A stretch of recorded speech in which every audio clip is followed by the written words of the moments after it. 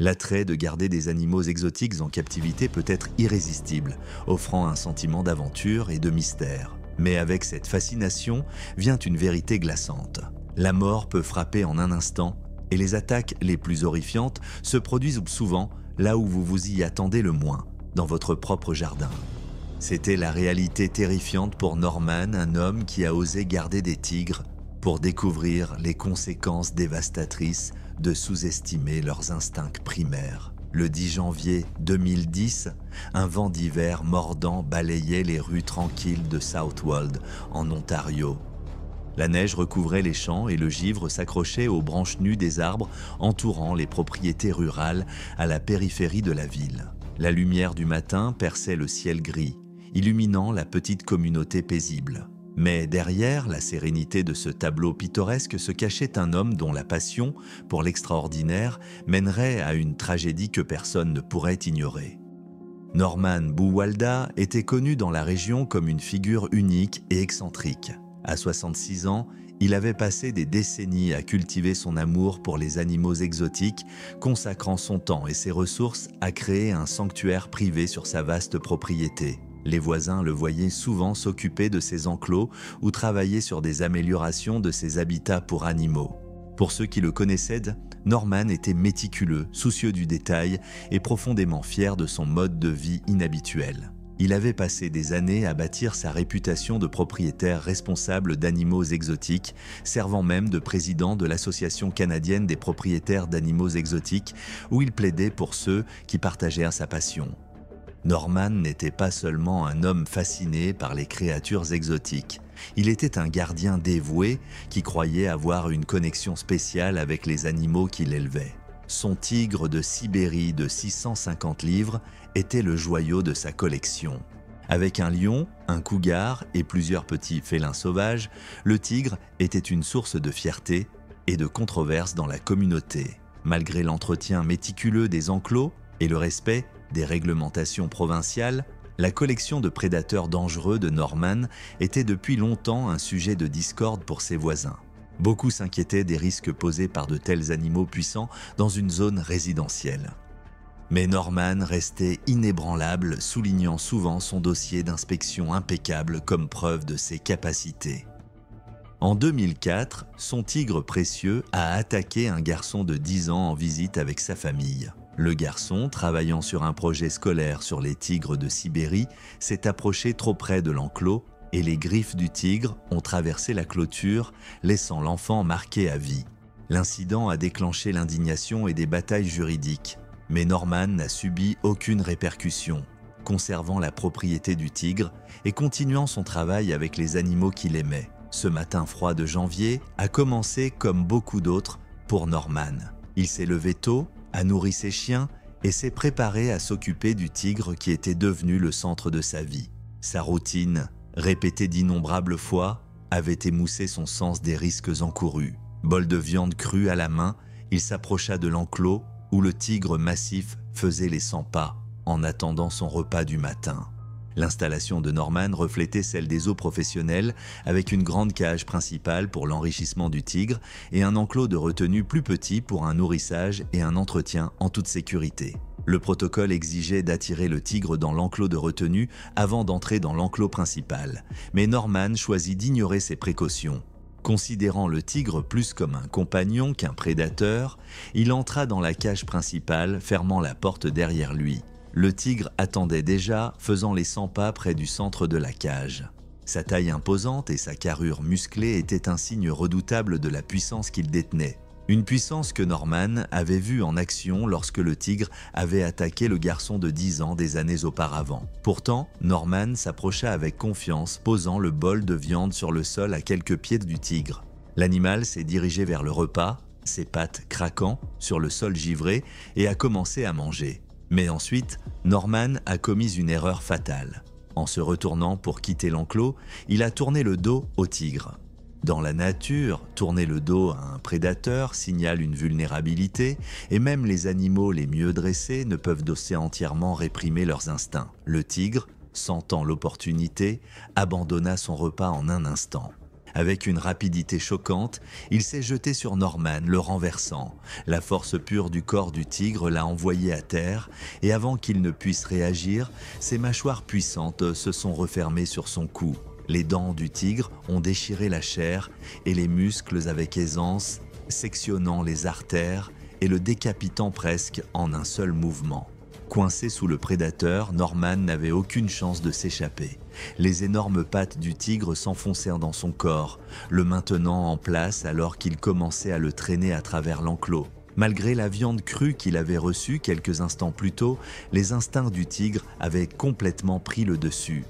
Norman n'était plus son gardien. Il était une proie. Pendant les 2 heures suivantes, le tigre se nourrit du corps de Norman. Il déchira son torse, consommant tout de sa poitrine à ses pieds. Le bol de viande crue restait intact dans le coin, oublié dans la frénésie de la mise à mort. Lorsque la cousine de Norman est arrivée plus tard ce matin-là pour une visite imprévue, elle a été confrontée à une scène d'horreur inimaginable. Le tigre, le museau et les pattes tachées de sang se tenaient au-dessus de ce qui restait du corps de Norman. La vue la plongea dans un état de choc si sévère qu'elle nécessita une hospitalisation et une sédation pendant plusieurs jours. Lorsque les autorités arrivèrent, elles trouvèrent le tigre faisant les 100 pas dans son enclos, sa silhouette massive maculée de sang provenant de ce qui restait du corps de Norman. Calme mais imposant, l'animal fut sécurisé avec l'aide de professionnels de la faune qui l'ont sédaté avant de l'enlever de la propriété. Le tigre a finalement été vendu à un collectionneur privé dans un lieu non divulgué, alimentant les débats en cours sur l'éthique de garder de tels prédateurs dangereux après des incidents mortels. Les enquêteurs ont conclu que Norman avait contourné les protocoles de sécurité essentiels, choisissant de nourrir le tigre directement plutôt que de le confiner dans l'enclos de retenue. Son excès de confiance dans sa relation avec l'animal s'est avéré fatal lorsque les instincts du prédateur ont pris le dessus. Bien que ces enclos respectaient les normes légales, ces pratiques de manipulation ont révélé les dangers de garder des créatures exotiques en captivité. La mort de Norman a suscité de nouveaux appels à des réglementations plus strictes en Ontario, soulignant les risques de sous-estimer la véritable nature de ces animaux. L'histoire de Norman n'était pas la seule à mettre en évidence les dangers de garder des animaux exotiques en captivité. Ces créatures, peu importe leur confinement, sont guidées par leurs instincts et restent sauvages. C'est une vérité que Sergueï allait apprendre à ses dépens. En gardant un ours nommé Grumbler sur sa propriété, il a découvert de la manière la plus dévastatrice que la nature sauvage restera toujours sauvage. Par un matin glacial de décembre 2018, le paysage enneigé d'Ozersk, en Russie, était plongé dans un profond silence. La forêt entourant la petite ville isolée était recouverte de blanc, ses pins majestueux restant immobiles face au vent glacial. C'était le genre de matinée qui semblait intemporelle, où la nature régnait en maître. Mais à la périphérie de la ville, cette scène paisible masquait les conséquences d'une tragédie qui laisserait la communauté à la fois horrifiée et déconcertée. Sergueï Grigoriev, 41 ans, était un homme profondément lié à la nature sauvage. Né et élevé dans la périphérie rurale d'Ozersk, il avait passé sa vie à vivre de la terre, chassant pour se nourrir et vendant des fourrures pour gagner modestement sa vie. Pour ceux qui le connaissaient, Sergueï était un homme des bois robuste, parfaitement adapté à son mode de vie isolé. Ses 2 chiens fidèles étaient ses compagnons constants, l'accompagnant lors de ses excursions de chasse ou se prélassant près du feu dans sa maison rustique. Mais le compagnon le plus inhabituel de Sergueï était un énorme ours brun nommé Grumbler, un prédateur sauvage qu'il avait élevé depuis qu'il était ourson. Grumbler était entré dans la vie de Sergueï 4 ans plus tôt après que Sergueï ait tiré et tué la mère de l'ours en légitime défense. En trouvant 2 oursons orphelins cachés à proximité, Sergueï a construit un enclos de fortune sur sa propriété, s'occupant d'eux jusqu'à ce qu'il puisse leur trouver des foyers. Alors qu'un ourson a été adopté, Grumbler est resté. Sergueï a refusé de se séparer de l'ours après avoir appris que les adoptants potentiels prévoyaient de l'utiliser comme appât pour entraîner des chiens de chasse. Au lieu de cela, il a gardé l'animal, croyant qu'il pourrait lui offrir une meilleure vie. Pendant des années, Grumbler a vécu sur la propriété de Sergueï, se déplaçant librement au début, mais plus tard confiné dans une cage solide après un incident où l'ours a blessé l'un des chiens de Sergueï. Malgré les avertissements des voisins et de la famille, Sergueï a insisté sur le fait que Grumbler était inoffensif tant que des précautions appropriées étaient prises. Cependant, en 2018, Grumbler était devenu un ours brun adulte, pesant des centaines de livres et poussé par des instincts que Sergueï ne pouvait plus contrôler. Ce mois de décembre, le voisin le plus proche de Sergueï, Dimitri, est venu pour leur thé mensuel. Alors qu'ils discutaient, Dimitri remarqua que Grumbler arpentait nerveusement sa cage. Il fit remarquer que l'ours, comme tous les siens, aurait dû hiberner pendant les rudes mois d'hiver. Au lieu de cela, Grumbler semblait agité, tirant sur ses chaînes et grognant doucement. Dimitri a averti Sergueï, mais comme toujours, Sergueï a écarté les préoccupations, confiant dans sa capacité à gérer l'animal. Le lendemain matin, Sergueï a décidé de laisser Grumbler sortir de la cage pour se dégourdir les jambes. Il croyait que l'agitation de l'ours était due à un manque de mouvement et qu'une courte promenade en laisse le calmerait. Tenant la lourde chaîne qui servait de laisse, Sergueï ouvrit la cage et laissa Grumbler sortir dans la cour enneigée. L'ours suivit d'abord, mais lorsque la chaîne se tendit, Grumbler commença à résister. Tirant contre la contrainte, l'animal tira avec une telle force que le poteau en bois ancrant la chaîne craqua de manière inquiétante. Alors que le poteau cédait, Sergueï attrapa la chaîne pour empêcher l'évasion de l'ours. La résistance soudaine enragea Grumbler qui se retourna instinctivement contre Sergueï. D'un coup de patte massif, l'ours frappa Sergueï à la poitrine, brisant son sternum et l'envoyant s'étaler dans la neige. Sergueï, luttant pour respirer avec sa cage thoracique écrasée, était sans défense alors que l'ours chargeait à nouveau. Cette fois, les dents de Grumbler déchirèrent la tête et le cou de Sergueï mettant fin à sa vie en quelques secondes. Le vacarme fit sortir en courant les deux chiens de Sergueï de la maison. Aboyant et grognant, ils ont essayé de protéger leur maître, mais leurs efforts n'ont fait qu'exacerber la frénésie de Grumbler. L'ours frappa l'un des chiens d'un coup puissant, l'envoyant s'écraser contre la cage. Tournant sa fureur sur le deuxième chien, Grumbler attaqua avec une force implacable, laissant l'animal sans vie dans la neige.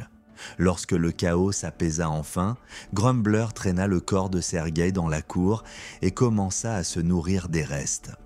Pendant 2 semaines, l'ours est resté sur la propriété, gardant ce qui restait de Sergueï et se retirant occasionnellement dans les bois. Ce n'est que lorsque la sœur de Sergueï, Maria, est arrivée pour prendre de ses nouvelles que la scène macabre a été découverte. En apercevant du sang dans la neige et Grumbler tournant près des restes, Maria s'enfuit et appela les autorités. La police arriva peu après et traqua Grumbler dans la forêt, ses énormes empreintes menant loin dans le désert enneigé. Armés et en état d'alerte, les officiers ont trouvé l'ours caché parmi les arbres près de la propriété. Grumbler a été abattu sur place pour prévenir d'autres attaques, sa mort marquant la fin de la chaîne tragique d'événements. À l'intérieur de la modeste maison de Sergueï, les agents ont découvert une scène déchirante. Son chien survivant, émacié et tremblant, avait réussi à éviter la colère de l'ours, mais s'accrochait à peine à la vie.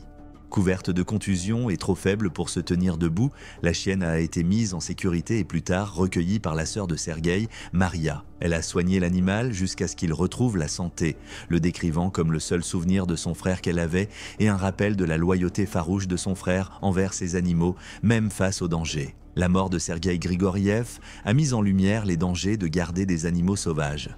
Prédateurs comme animaux de compagnie, même lorsqu'ils sont élevés dès l'enfance. Sa confiance en son lien avec Grumbler l'a aveuglé aux instincts de l'animal qui, comme l'a prouvé l'incident tragique, ne pouvait jamais être entièrement supprimé. Mais Sergueï n'était pas le seul à placer une confiance mal avisée dans des créatures dangereuses. Dans une autre partie du monde, l'histoire de Michael s'est déroulée dans des circonstances étrangement similaires. Avec plusieurs lions sur sa propriété, Michael croyait être une exception aux lois de la nature, ignorant les avertissements répétés de ceux qui craignaient pour sa sécurité. Tragiquement, lui aussi apprendrait qu'aucun lien ne peut dompter la nature sauvage et les conséquences de ses choix s'avéreraient tout aussi dévastatrices. Par un matin glacial de mars 2019, le petit village tchèque de Ždíkov s'éveilla sous le ciel pâle de l'hiver. Nichée dans la campagne morave silésienne, cette ville tranquille était entourée de collines saupoudrées de neige et de forêts épaisses. C'était le genre d'endroit où les voisins échangeaient des signes de tête amicaux et où la vie avançait à un rythme plus lent. Mais sous le calme de ce matin glacial, la cage d'un prédateur contenait les prémices d'une tragédie. Une qui laisserait du sang dans la neige et le village à jamais hanté par ce qui s'était échappé. Michael Prasek, un habitant de Ždíkov âgé de 33 ans, était un homme de contradiction. Pour beaucoup dans le village, il était un mystère, à la fois reclus et amical, profondément passionné mais farouchement têtu. Il vivait avec son père dans leur modeste maison familiale à la périphérie de la ville, où il avait transformé leur propriété en un sanctuaire inhabituel pour animaux exotiques. Sa fascination pour la faune était devenue une obsession en 2016 lorsqu'il a acquis Foufi, un jeune lion mâle. 2 ans plus tard, il a acheté une lionne, ajoutant Cléopâtre à sa collection et visant à élever les animaux. Les voisins étaient en mal à l'aise dès le début. Après tout, les lions n'étaient pas des résidents typiques de la campagne morave. Les inquiétudes ont grandi à mesure que les animaux devenaient de puissants prédateurs, chacun pesant plus de 400 livres.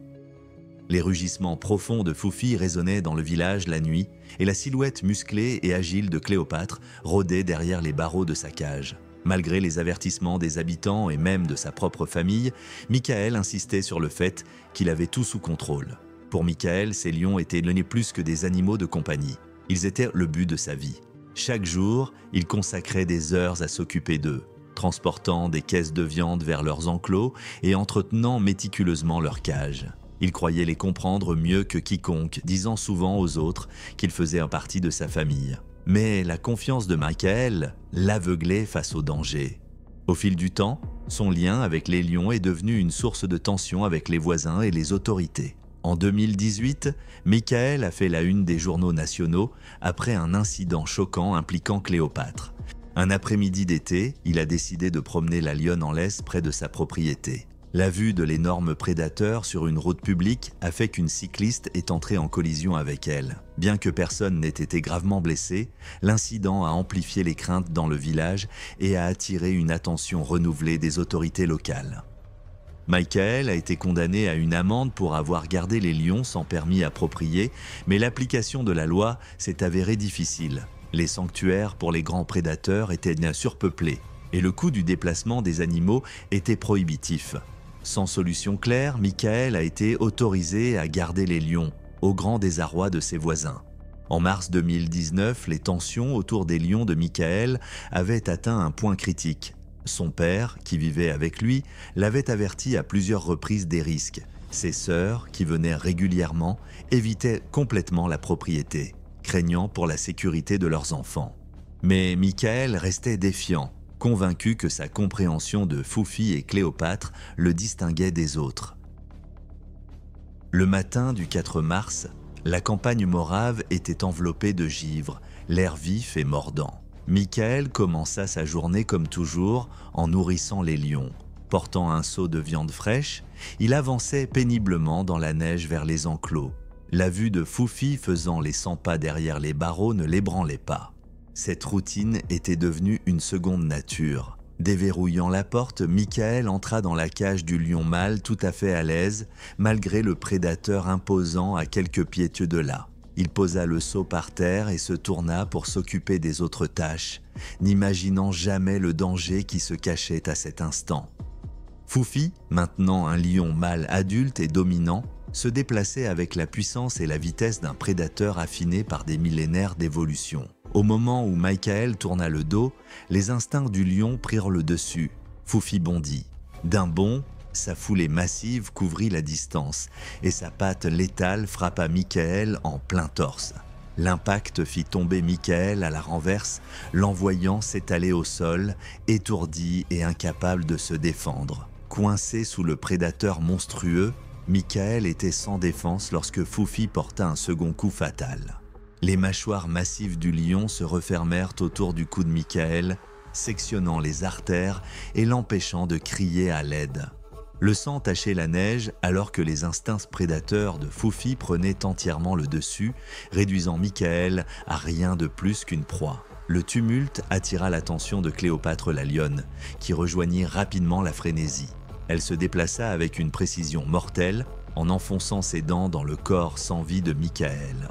Le couple de lions a travaillé ensemble avec une efficacité brutale, déchirant leur gardien avec la même férocité qu'ils montreraient à une proie dans la nature. En quelques instants, la vie de Michael a été éteinte et son corps est devenu méconnaissable sous la force combinée des deux bêtes. Lorsque le père de Michael est arrivé le lendemain matin, alarmé par l'absence de réponse de son fils aux appels, il a été confronté à une scène glaçante. Fufi arpentait l'enclos, ses yeux dorés fixés sur ce qui restait du corps de Michael, désormais réduit à peu de choses, dispersé dans la neige. Cléopâtre était allongée à proximité, la tête posée sur ses pattes, sa présence massive, presque sereine.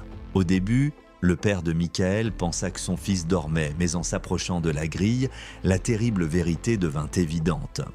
Paniqué et accablé de chagrin, le père de Michael se retira et appela les autorités. La police arriva peu après, armée et prête au pire. Pour récupérer les restes de Michael, en toute sécurité, ils n'eurent d'autre choix que d'euthanasier les deux lions. Fufi, toujours agressif, chargea les intervenants et fut abattu sur le champ. Cléopâtre, bien que plus calme, a également été euthanasiée peu après. La propriété de la famille, autrefois animée, était maintenant vide et silencieuse. Les conséquences de la mort de Michael ont provoqué une agitation dramatique dans le village et au-delà. Les défenseurs des droits des animaux ont condamné la mise à mort des lions, affirmant qu'ils agissaient par instinct et n'auraient pas dû être gardés en captivité dès le départ.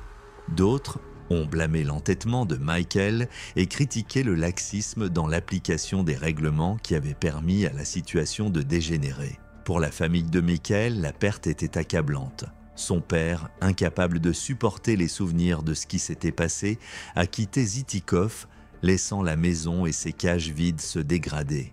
Au fil du temps, la propriété est tombée en ruine, envahie par les mauvaises herbes et enveloppée de silence. Les cages rouillées et les enclos abandonnés restaient comme un rappel obsédant des risques de garder des animaux sauvages en captivité. Les incidents impliquant des animaux exotiques continuent de se produire, alimentant les manifestations et les débats, mais peu de choses ne semblent changer. Ces histoires servent de sombres rappels que les décès sont souvent précédés par des avertissements ignorés.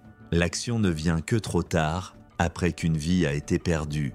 Tragiquement, ce ne sont pas seulement les humains qui en perdent le prix.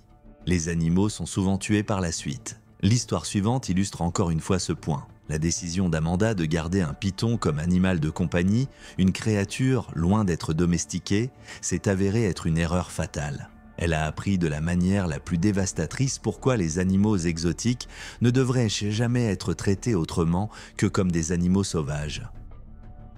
Le 21 octobre 2008, l'air frais d'automne s'installait sur Virginia Beach, en Virginie, alors que le calme quartier suburbain de Witch Duck Road commençait sa routine habituelle. Les modestes maisons de ville se dressaient en rangées soignées, leurs fenêtres brillant chaleureusement, alors que les résidents se préparaient pour la journée à venir. Mais derrière les portes d'une maison de ville sans prétention, un prédateur silencieux était sur le point de frapper, à quelques instants de déclencher une tragédie qui allait choquer la nation. Amanda Ruth Black, 25 ans, était bien connue dans sa communauté pour son amour des animaux. Épouse d'un officier de la marine, Amanda travaillait chez Pet Paradise, une animalerie locale où sa connaissance des créatures exotiques lui avait valu une réputation d'experte. Sa passion pour les reptiles, en particulier les serpents, la distinguait. La maison d'Amanda était un sanctuaire pour ces animaux de compagnie inhabituels, abritant une collection impressionnante comprenant un python birman, un serpent roi mexicain, 2 pythons arboricoles verts et son python réticulé précieux, Diablo. La fascination d'Amanda pour les serpents a commencé à l'adolescence et n'a fait que se renforcer avec le temps. Elle avait un talent naturel pour les manipuler, une compétence qu'elle a perfectionnée pendant ses années à l'animalerie. Son mari partageait son enthousiasme et ensemble, ils ont transformé leur maison en un refuge pour reptiles exotiques. Parmi sa collection, Diablo se distinguait. Mesurant 13 pieds de long et pesant plus de 20 livres, il était une créature redoutable. Pourtant, Amanda croyait le comprendre mieux que quiconque, le traitant avec soin et confiance grâce à des années d'expérience. Les pythons réticulés, comme Diablo, sont parmi les serpents les plus longs et les plus puissants du monde. Originaires d'Asie du Sud-Est, ces serpents peuvent atteindre plus de 20 pieds de long et possèdent une force de constriction capable de maîtriser des proies bien plus grandes qu'eux. Malgré leurs motifs saisissants et leur attrait pour les passionnés de reptiles, leur force et leurs instincts prédateurs les rendent intrinsèquement dangereux, même en captivité.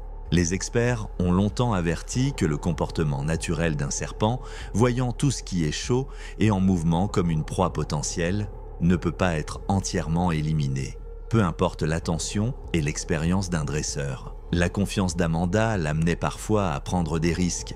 Ce mardi matin fatidique, elle a pris une décision qui s'avérerait fatale. Diablo avait besoin de médicaments, une tâche qu'Amanda avait déjà effectuée, souvent avec l'aide de son mari. Mais cette fois, elle était seule. Déterminée à s'occuper de son animal, elle a préparé la seringue et s'est approchée de son enclos. En ouvrant la cage avec des mains sûres, Amanda parla doucement, essayant de calmer le serpent alors qu'elle tendait la main à l'intérieur. Le corps musclé de Diablo se déroula, sa queue s'enroulant doucement autour de sa jambe, un comportement familier qu'Amanda avait observé depuis qu'il était beaucoup plus petit. Elle souleva le serpent avec précaution, soutenant son poids alors qu'elle se préparait à administrer le médicament, mais quelque chose était différent cette fois-ci. Le parfum persistant du petit déjeuner d'Amanda, mêlé à ses mouvements, a déclenché les instincts primaires de Diablo. Pour le serpent massif, la situation ressemblait à l'heure du repas. Son comportement changea en un instant. Avant qu'Amanda ne puisse réagir, Diablo bondit, son corps puissant s'enroulant fermement autour de son abdomen. Les pythons réticulés sont des constricteurs, maîtrisant leur proie en s'enroulant autour d'elle et en serrant plus fort à chaque respiration de leur victime. Amanda, réalisant le danger, tenta désespérément de se libérer. Elle griffa le corps du serpent, essayant de desserrer les anneaux écrasants, mais la force de Diablo était écrasante. Chaque mouvement semblait énerver davantage le serpent. Alors que le python resserrait son étreinte, son corps massif atteignit son cou. La respiration d'Amanda devint superficielle, sa force diminuant rapidement. Elle lutta vaillamment, utilisant toute son énergie pour résister. Mais l'instinct de Diablo pour maîtriser sa proie était implacable. En quelques minutes, le combat était terminé. Amanda s'effondra au sol alors que les anneaux du serpent se desserraient, sa vie éteinte par la créature même qu'elle avait aimée et choyée. Lorsqu'Amanda ne se présenta pas pour son service à Pet Paradise, ses collègues s'inquiétèrent. Elle était connue pour sa fiabilité et n'avait jamais manqué le travail sans appeler. Ce soir-là, son mari est rentré à la maison de devoir à une scène d'horreur inimaginable. Le corps sans vie d'Amanda gisait près de l'enclos ouvert de Diablo, des preuves d'une lutte l'entourant. Le mari dévasté a immédiatement appelé les services d'urgence. À leur arrivée, les ambulanciers ont confirmé qu'Amanda était morte d'asphyxie causée par la constriction du serpent. Pendant ce temps, Diablo a été trouvé dans une pièce voisine, sur la défensive et agité. Les agents de contrôle des animaux sont arrivés et, après une lutte tendue, ont sécurisé le python massif en toute sécurité. À la demande du mari d'Amanda, Diablo a été euthanasié par la suite.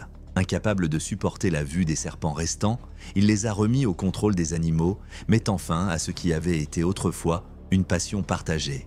La tragédie a relancé les débats sur l'éthique et les dangers de garder des animaux exotiques comme animaux de compagnie. Malgré l'expérience approfondie d'Amanda, l'incident a montré les instincts imprévisibles de ces créatures et les risques importants liés à leur manipulation. Les défenseurs de réglementations plus strictes ont soutenu que même les dresseurs expérimentés ne sont pas à l'abri du comportement primal des animaux comme les pythons réticulés. Merci beaucoup d'avoir regardé cette vidéo où nous avons exploré les dangers de garder des animaux exotiques comme animaux de compagnie et les risques horribles qu'ils apportent du souvent, mais ces attaques ne se produisent pas seulement à domicile. Dans notre prochaine vidéo, nous plongeons dans le monde des cirques, où des animaux exotiques sont utilisés pour des spectacles et des profits. C'est là qu'Islam Shaheen, un dompteur de lions expérimenté, a fait face à une attaque terrifiante par le lion, même en qui il avait confiance depuis des années, juste devant un public en direct. Cliquez maintenant pour découvrir cette histoire glaçante.